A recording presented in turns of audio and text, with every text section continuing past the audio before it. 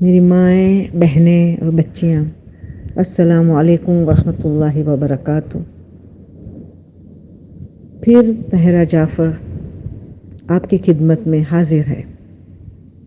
Najafi hall کے منتظمین نے ماہ مبارک رمضان کی فضیلت، عظمت وغیرہ پہ درس دینے کے لیے درخواست کی تھی،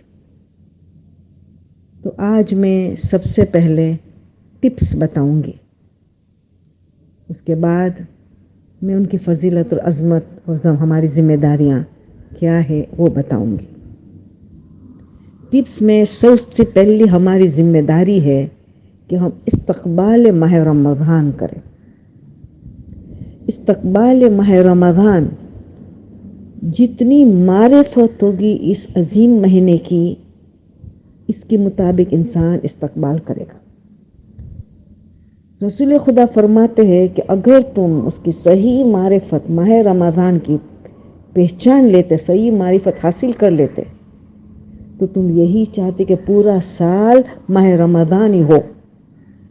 اتنی زیادہ فضیلت اور عظمت ہے جو انشاءاللہ ہم اب ان قریب بات تقریر کریں گے اس پہ۔ استقبال کی ہماری سب سے پہلی ذمہ داری ہے کہ معرفت حاصل کریں اس مہینے کی۔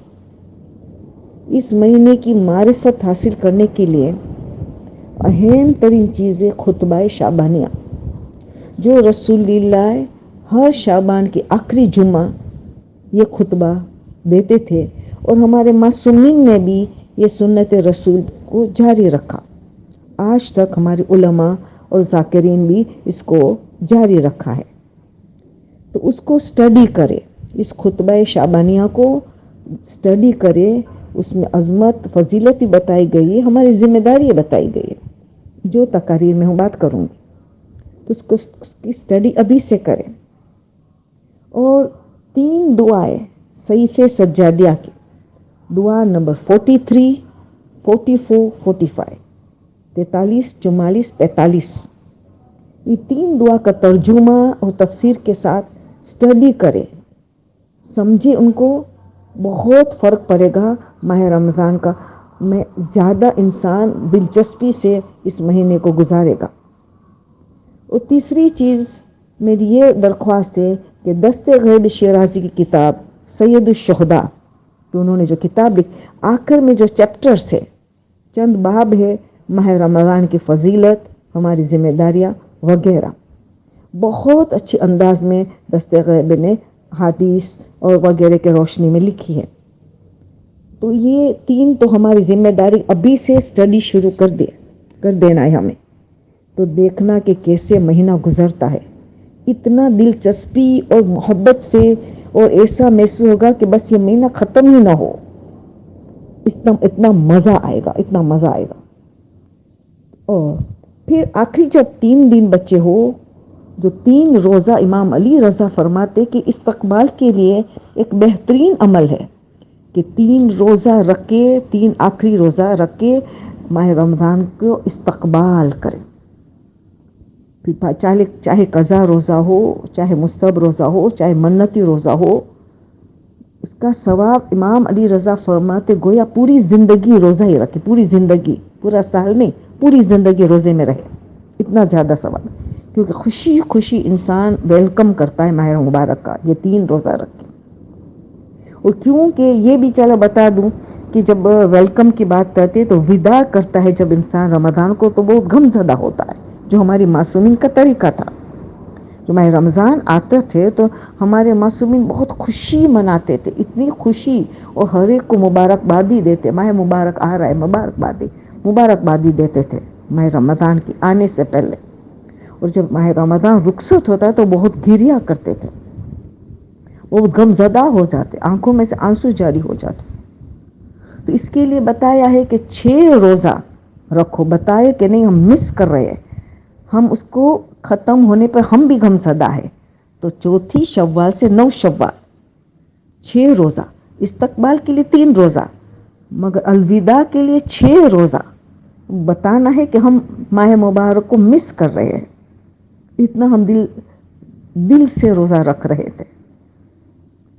تو یہ 6 روزہ 4 شوال سے 9 شوال کوشش کرے کہ اس میں بھی اگر منت کا ہو، نظر کا ہو، کہ قضا ہو، اس کو کرے، تب بھی اس دنوں کو چوز کرنے کا ہمیں ثواب حاصل ہوگا۔ تو استقبال کے لیے ہے 3 روزہ، اور استقبال کے ضروری ہے کہ ہم چیک کریں کہ کسی کی امانت ہمارے پاس نہیں، کسی کی کتاب، کسی کا برتن، کسی کا قرض ہمارے پر ہو، یا خمس میں کوئی کمی پیشی ہو، رد مظالم، یہ ساری ذمہ داری کو انجام دے، اور اگر لوگوں سے معافی بھی مانگ سکے تو نور علی نور، ورنہ خدا سے معافی مانگے اور خدا سے یہ بھی کہے کہ جو ہم نے بندوں سے کوتاہی کی ہے تو ان کے طرف سے تو معافی دے، اور بندوں کے لیے کچھ نیکی کرے، بندوں کے لیے کچھ استغفار کرے، تاکہ ان کے طرف سے بھی ہمیں معافی مل جائے، تاکہ ہم پاک و پاکیزہ ماہ مبارک کا آغاز کریں، ایسا استقبال کرے کہ بہت زیادہ ہم پاک و پاکیزہ حالت میں آج آ گئے ہیں، اس طرح تو بہت زیادہ ہمیں فائدہ حاصل ہوگا۔ تو پھر ہم یہ بھی ہے ایک، میں نے اتنی باتیں تو بتائی استقبال کے 3 روزہ اور امانت کا وغیرہ، 3 خطبہ شعبانیہ وغیرہ، 3 دعائیں۔ ایک چیز میں بھول گئی، وہ علماء کی تقاریر، پرانے سالوں کی علماء کی تقاریر جو ہے یہ یوٹیوب میں آتی رہتی ہے، تو آپ اس کو تقاریر کو بھی سنیں۔ کبھی موڈ نہیں ہوتا ہے پڑھنے کا تو سنیں، کبھی سننے کا موڈ ہوتا ہے، کبھی پڑھنے کا موڈ ہوتا ہے، تو یہ چیزوں کو سب کو ہمیں ابھی سے شروع کرنا ہے، بہت وقت کم بچا ہے تو جلدی سے شروع کر دیں تاکہ ہم بہترین استقبال کریں اس مہینے کی۔ اب ہم ٹپس دیں گے۔ پہلے سب سے پہلا ٹپس کیا ہے؟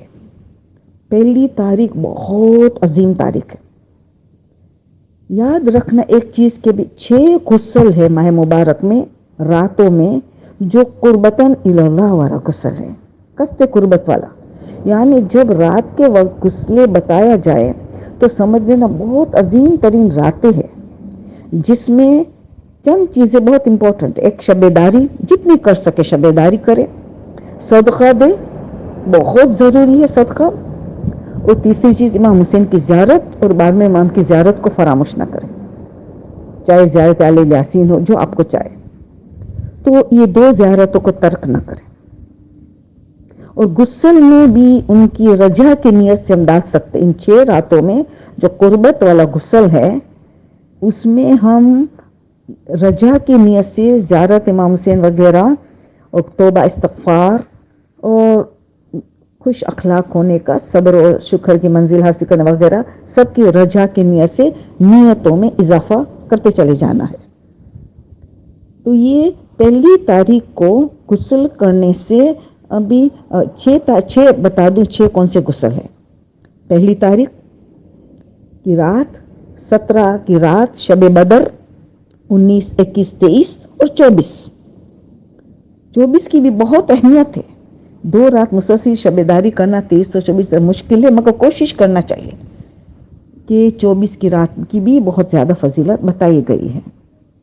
تو یہ 6 غسل اس میں نیتوں کو ملائے، اور مگر پہلی کو جو ہے اس میں 3 چلو پانی رجا کی نیت سے، جو شیخ حسن نجفی ارمغان اسلام میں بتاتے ہیں، اور کہ غسل کے بعد 3 چلو پانی سر پہ ڈالنے سے باطنی طہارت نصیب ہوتی ہے، باطنی طہارت، روح کی صفائی، نفس کی صفائی، 30 چلو پانی مگر رجا کی نیت سے۔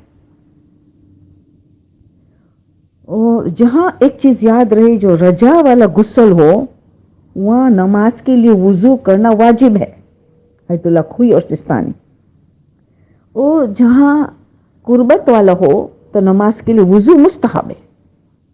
کوشش کرے وضو مستحب بھی بھلے کیوں نہ ہو اس کو چھوڑے نہیں، کیونکہ ثواب بہت زیادہ ہے، مگر یہ پتہ ہونا چاہیے کہ رجا والے غسل میں نماز کے لیے وضو کرنا واجب ہے۔ تو یہ ایک اہم مسئلہ ہے۔ عید الفطر کا غسل کی بھی بات ابھی ہو جائے ساری ٹپس میں۔ عید الفطر کی رات کا غسل جو ہے آیت اللہ خوئی کے نزدیک قربت والا غسل ہے، قربتاً اللہ والا غسل، سستانی کے نزدیک اس غسل میں ان کے تحقیق میں نہیں ہے یہ غسل، آیت اللہ خوئی کے نزدیک ضرور ہے. تو یہ شب عید الفطر وہ بھی ان کو لیلۃ القدر سے کم نہ سمجھا جائے. یہ چوتھے امام کا جملہ ہے، مفہوم امام کا ہے، جملہ میرا ہے کہ اس کو لیلۃ القدر سے کم نہ سمجھا جائے. لیلۃ القدر کو وہ بھی ایک شب داری کی رات ہے، وہی زیارت امام حسین، صدقہ وغیرہ وہی چیزیں جو بہت ضروری ہے ان اہم راتوں میں. اور صدقے کی بات آتی ہے تو یہ علماء کا یہ طریقہ تھا. کچھ علماء یہ کرتے تھے 90% صدقہ اہل بیت کی جانب سے دیتے تھے، ان کی طرف سے دیتے تھے، اور 10% باقی سارے مومنین، فیملی اپنی طرف سب کی نیت ساتھ میں ملاتے تھے. بعض علماء صدقہ دیتے تھے تو یہ نیت کرتے تھے کہ 50% رسول اور اہل بیت کی طرف سے اور 25% مقربین، صالحین، علماء، شہداء ان کے طرف سے. مقربین یعنی محسنین، سرطان محسنین اسلام، محسنات اسلام سب اس میں آ گئے. اور پھر 25% آخری فیملی، اقربا، رشتہ دار، دوست برادر، پڑوسی، مومنین سب کے لیے وہ اس کے طرف سے دیتے تھے. تو یہ بھی بتائے علماء نے کہ آرڈر آف پریفرنس کس کو کس طرح دے تو کتنا ثواب کس طرح انسان کو ملے گا. یہ بھی علماء نے ہماری تعلیم کیا ہے کہ کھاتا پیتا مومن کو صدقہ دینا 10 گنا ثواب ہے. کھاتا پیتا مومن کو یاد رکھنا صدقہ دے سکتے ہیں، 10 گنا ثواب ہے. غریب مومنین کو دینے سے 70 گنا ثواب ہے. غریب رشتہ دار کو دینے سے 700 گنا ثواب ہے، 700. والدین کو دینا صدقہ 7000 گنا ثواب ملے گا، ملٹیپلائی ہوتا چلا جائے. مگر آخری جو عالم اور طالب علم کو دینے سے 1,00,000 یعنی 100,000 گنا ثواب بڑھتا چلا جاتا ہے. ایسے اہل سنت کو بھی دے سکتے ہیں، اور حتیٰ کہ آیت اللہ سستانی کہتے کافر کو بھی دے سکتے ہیں. صدقہ اپنے ہاتھ سے دینا بہت زیادہ فوائد ہے. مگر نہیں دے سکے تو ایم پیسہ کسی طرح پہنچا دے. ہمارے یہاں ایم پیسہ ہوتا ہے، ہم فون کے ذریعے دے دیتے ہیں. آپ ایڈوانس میں بھی دے سکتی ہیں، مگر اس رات میں پھر وہ مالک بن جاتے ہیں. تو یہ پہلی رات کو صدقے کو فراموش نہ کرے. قربت والا غسل ہے، بہت اہم ہے. زیارت امام حسین کو فراموش نہ کرے، اور کوشش کرے کہ صلہ رحم کر سکتے ہیں اس رات تو بہت اچھا. تقدیر بدل دیتی ہے صلہ رحم. اور علم تھوڑا سا حاصل کرے تاکہ تقدیر بدل جائے. اور باقی کی عبادتوں تو آپ خود واقف ہے، کون سی نمازیں پڑھنی چاہے، تلاوت قرآن وغیرہ. ہر ماہ رمضان کی رات کو 1000 مرتبہ سورہ قدر اور 100 مرتبہ سورہ دخان پڑھنے کی سخت تاکید ہے. تو ہم جتنا پڑھ سکے، جب 1000 اور 100 بتایا گیا ہے تو پہلی رات کو ہم مغرب سے لے کے سحری تک 1000 بتایا گیا، ہم جتنے پڑھ سکے 10 12 100 جتنے. اور سورہ دخان ہر رات کو 100 مرتبہ بتایا گیا ہے تو کم سے کم 1 مرتبہ تو ہم ضرور پڑھے، 1 2 3 مرتبہ، مگر 1 تو ضرور پڑھے سورہ دخان ڈیلی. اور کوشش کرے ہر روز سورہ دخان کے ابھی سے مطالعہ کرے کیوں اللہ 100 مرتبہ چاہتا ہے اس سورہ کو پڑھے. وہ شب قدر میں تو ہم پڑھتے ہی پڑھتے ہیں، وہ تو قرآن کے سال گرا کے رات ہے. تو یہ کوشش کرے کہ ان چیزوں کو فراموش نہ کرے. اب ہم دعا کے سلسلے میں آئے. دعا افتتاح کو کبھی نہیں چھوڑا جا سکتا. اس کی اسٹڈی کرے، اس میں گہرا تعلق اللہ اور امام زمانہ کے ساتھ.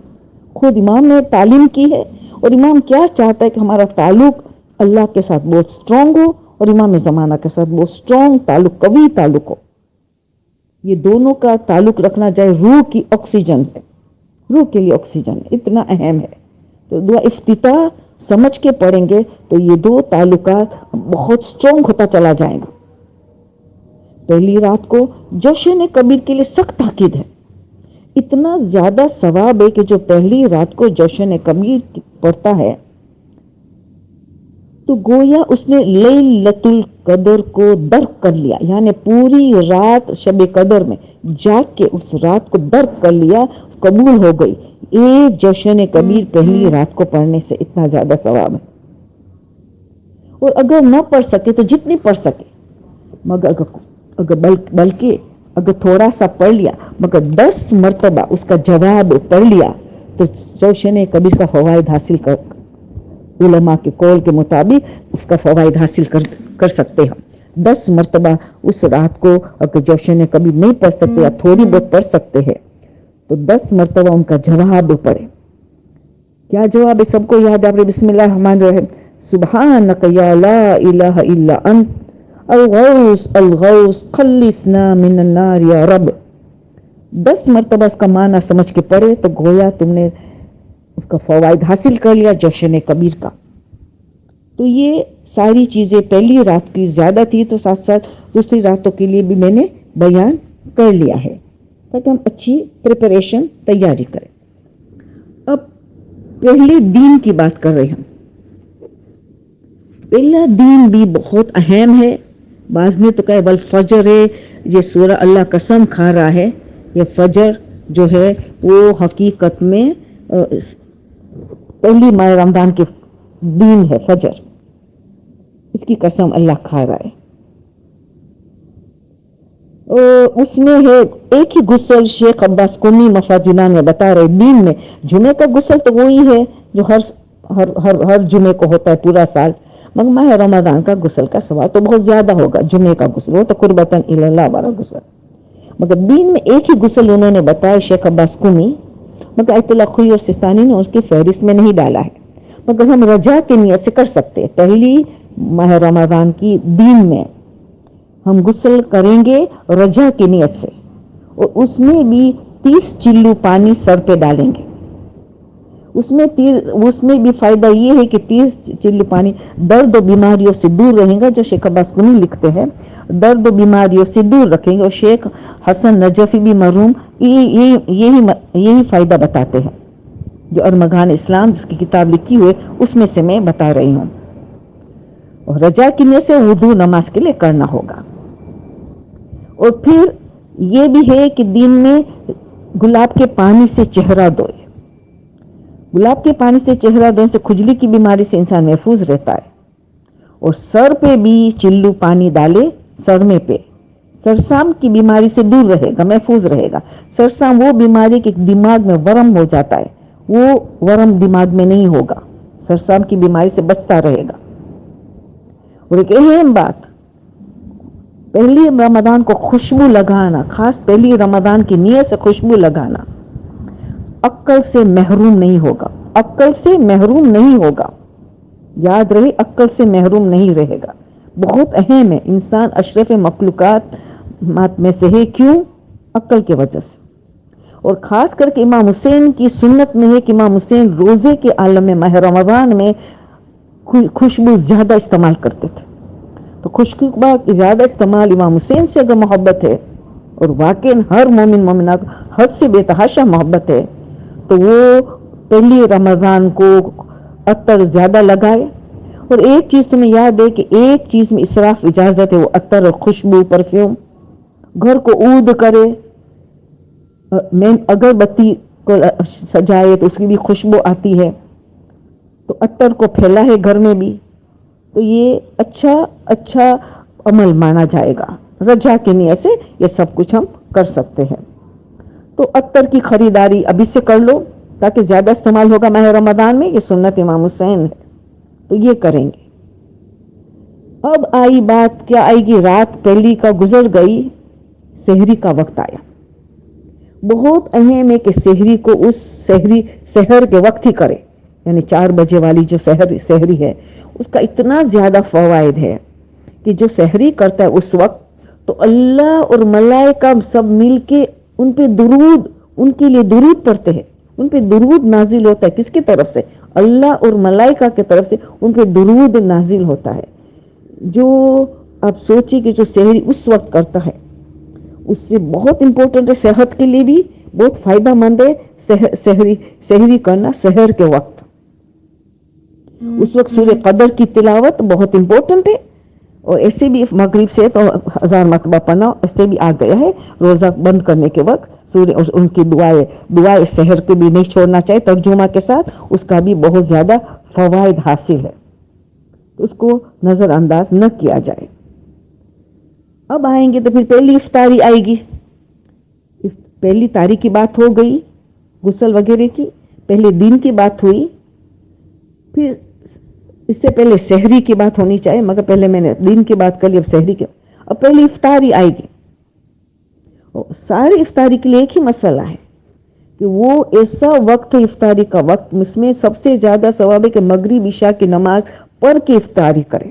مغرب عشاء کی نماز پڑھ کے تو سب سے زیادہ ثواب چاہیے، بھلے مختصر نماز پڑھے مگر نماز پڑھ کے پڑھے. سوائے 2 وجوہات کہ اتنی بھوک برداشت نہیں ہوتی ہے، پیاس برداشت، تو پھر نماز سے پہلے افطاری کر لے. یا تو پھر اگر کوئی انتظار کر رہے ہماری افطاری کے لیے، شوہر ہے ہماری انتظار کرتے کہ بچے ہمارے وہ اکیلے افطاری کرنا نہیں چاہتے، تو پھر اس میں پھر بہتر ہے کہ نماز بعد میں پڑھے، ان کے لوگوں کے ساتھ افطاری کرے.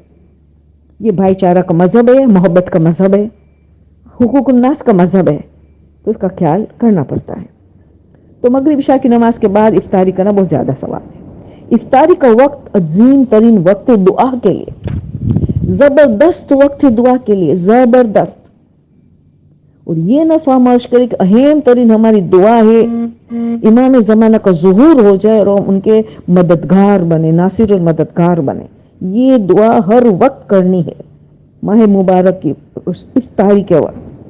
اور خاتمہ بخیر ہو، ہمیں شہادت نصیب ہو، آخرت میں ہمیں اعلیٰ درجہ ہو، اہل بیت کے قریب ہمیں جگہ ملے، اسی دعا کو نہ فراموش کیا جائے. تو آپ ہمیں خود بھی مغفرت کی دعا وغیرہ، ہم لوگوں کے لیے دعا، جو پریشان لوگوں کے لیے، جن کو اولاد نہیں ان کے لیے دعا، جن کا رشتہ نہیں ہو ان کے لیے دعا، جو قید میں ہے پریشان ہے ان کے لیے دعا. ساری دعائیں کو ہمیں تیار رکھنی چاہیے کہ ہم دعا کریں گے لوگوں کے لیے. اور اس وقت دعا کا ٹائم تو بہت ہے، مگر ایک چیز ہے کہ انسان خوف اور امید کے درمیان ہوتا ہے. ایک لمحے کے لیے سوچنا ہے کہ میرا روزہ قبول ہوا کہ رد ہوا. باطل تو نہیں ہوتا مگر رد ہوا کہ نہیں، کیونکہ کوئی ایک گناہ بھی ہوا تو اس کا ثواب سے محروم ہو گئے. قبول نہ ہوا تو ڈر خوف ہو کہ میں سوچ رہی کہ پورا دن کیسا گزرا، کہیں کسی کی غیبت ہو گئی تھی، کہیں میں سے جھوٹ بول لیا تو بس ثواب تو چلا گیا، روزہ ہو گیا، اس کی قضا نہیں ہے، باطل نہیں ہوا مگر قبول نہیں ہوا.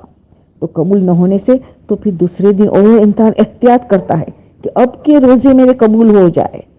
آپ کوئی گناہ نظر آیا کہ میں نے غیبت تو نہیں کی مگر غیبت سن لی، تب بھی وہی گناہ ہے، تو پھر توبہ کرے، استغفار کرے، معاتبہ کرے. اس وقت تھوڑی دیر کے لیے محاسبہ کیا کہ کہیں گناہ تو نہیں سرزد ہوا ہے، تو پھر پتا چلا کہ گناہ ہوا تو معاتبہ کرے، سزا دے کہ بس 10 دن تک میں شربت سے اپنے آپ کو محروم رکھوں گی، ٹھنڈا پانی نہیں، ٹھنڈا شربت نہیں، کچھ نہیں. تم کیوں یہ گناہ کیا؟ یا تو چند رکعت نماز، 14 رکعت نماز پڑھ لی کہ میرے سے گناہ ہو گیا روزے کے عالم میں، میرا روزہ مقبول نہیں ہوا، میرا روزہ کا ثواب میں نے ضائع کر دیا، اتنی زحمت اٹھائی مگر قبول نہیں ہوا. تو معاتبہ کر، سزا دے، تو ہی انسان کے دوسرے تیسرے ایسے روزے بہتر ہوتا چلا جائے گا. تو انسان کو بہت اس وقت خیال کرنا ہے کہ یہ محاسبہ اور معاتبہ کا بہت خیال کرے ماہ مبارک میں رمضان میں افطاری کے وقت خاص، تاکہ اس وقت خوف اور امید کے درمیان میں ہے انسان کہ بس میں روزہ قبول ہو جائے، میرا روزہ قبول ہو جائے. یہی فکر ہماری ہونی چاہیے. تو اب پھر ہم یہاں دیکھتے ہیں کہ اب کیا کریں گے. اب سورہ انا انزلنا کی دعائیں ہیں، ان کی چھوٹی چھوٹی دعائیں روزہ کھولنے کے وقت کے، وہ تو ہر ایک کو زبان یاد ہوگی انشاءاللہ، اور نہیں ہے تو ابھی زبانی کر لو یا کتاب کو قریب رکھ لینا. سورہ انا انزلنا کی تلاوت کرنی ہے. اور نیم گرم پانی، نیم گرم پانی کے بہت فوائد ہے. پہلے تو نمک چکھیں گے، نمک سے روزہ 70 بیماری کا علاج ہے. نمک سے آغاز کرو، نمک سے ختم کرو. تو ماہ رمضان میں تو عادت ہے کہ تربیت کرے، ساری اچھی عادت کو اپنائے. نمک کھانے کے بعد گرم پانی، نیم گرم پانی سے انسان کا چھٹے امام فرماتے دل کے سارے گناہ دلوا جاتے. دل کے گناہ بغض، حسد، کینہ، نفرت، انانیت، میں، نفاق، دل کے گناہ دلوائے جاتے ہیں. اتنا بڑا فائدہ. پھر امام فرماتے کہ کلیجے کو تقویت ملتی ہے، لیور کو طاقت ملتی ہے.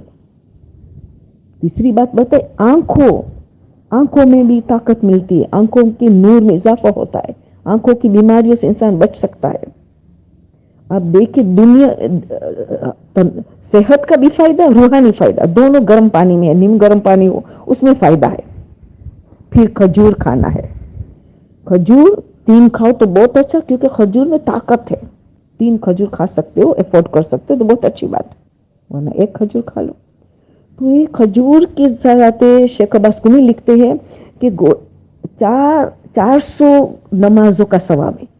کھجور سے روزہ کھولنا نماز کا ثواب کو بڑھا دیتا ہے. کتنا بڑھا دیتا ہے؟ گویا 400 نماز پڑھی، 400 نمازوں کا ثواب حاصل ہے اگر کوئی کھجور سے روزہ پہلی غذا کھاتا. پھر حکیم نے بتایا وہ بہت فائدہ مند ہے کہ پھر کھجور کھانے کے بعد پھر گرم پانی. کھجور کھانے کے بعد کھجور سے ہم نے بتایا کہ نماز کا مقام بڑھ جاتا ہے، نمازوں کا. اور پھر حکیم نے جو بتایا نیم گرم پانی یا گرم پانی کھجور کے بعد بلغم کو دور کرتا ہے. جب بلغم دور ہوتا ہے تو حافظہ تیز ہوتا ہے. بلغم حافظہ کے لیے نقصان دہ ہے، تو اس سے بلغم دور. یہ سب چیزیں ازما چکے ہم، اور ہم نے دیکھا ہے بہت تیز رفتار سے بلغم دور ہو جاتا ہے. تو اس کا بہت زیادہ فائدہ ہے. تو یہ کوشش ہم کریں کہ افطاری کے وقت پھر افطاری کہ یہ چیزیں ہر روز کرنے کی ہے. انشاءاللہ ہمیں بہت فوائد حاصل ہوگا. سبحان ربک رب العزت عما یصفون وسلام علی المرسلین والحمد للہ رب العالمین.